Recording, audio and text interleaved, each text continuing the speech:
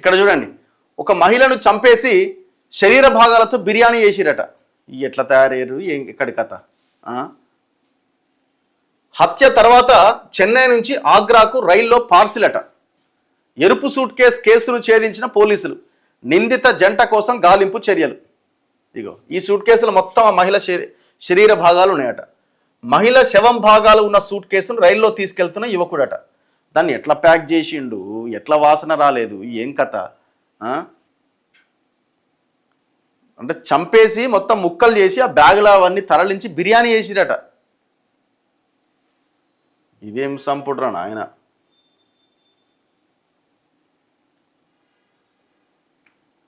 ఇగో ఎక్కడిది? చెన్నైలో జరిగింది. ఈ నెల మొదట్లో చెన్నై నుంచి ఆగ్రాకు వెళ్ళిన ఒక రైల్లో ఓ సూట్ కేసులో మహిళ శరీర భాగాలు గుర్తించిన కేసును పోలీసులు ఛేదించారు.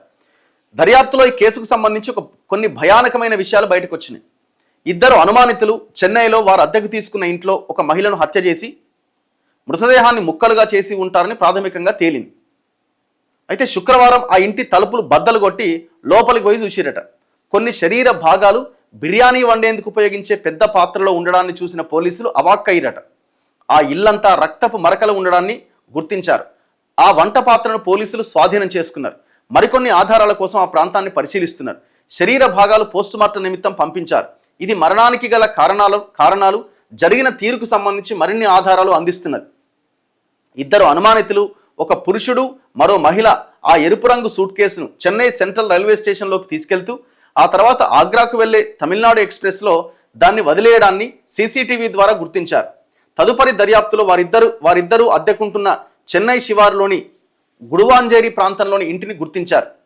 ఈ నెల 6వ తేదీన చెన్నై నుంచి ఆగ్రా రైల్వే స్టేషన్కు వచ్చిన రైలు జనరల్ కంపార్ట్మెంట్లో ఓ అనుమానాస్పద ఎరుపు రంగు బ్యాగ్ను రైల్వే అధికారులు గుర్తించారు. సమాచారం అందుకున్న ఆగ్రా పోలీసులు బ్యాగ్ను తెరిస్తే అందులో కుళ్ళిపోయిన స్థితిలో తల లేని మానవ శరీర భాగాలు కనిపించినాయట. ఆ తర్వాత దీనిపైన చేపట్టిన దర్యాప్తులో కీలక విషయాలు బయటకు వచ్చినాయి.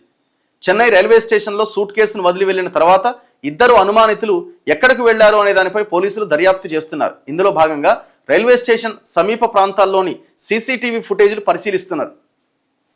హత్యకు గురైన మహిళ ఒడిశాకు చెందిన హయ్యద్ నిషాగా, నిందిత జంటను అసోంకు చెందిన రాహుల్, ఒడిశాకు చెందిన భగవతి మాజీగా పోలీసులు గుర్తించారు. అయితే ఆ మహిళకు హత్యకు గల కారణాలు ఇంకా తెలియరాలేదట. ఎంత ఘోరంగా ఉన్నారు మనుషులు.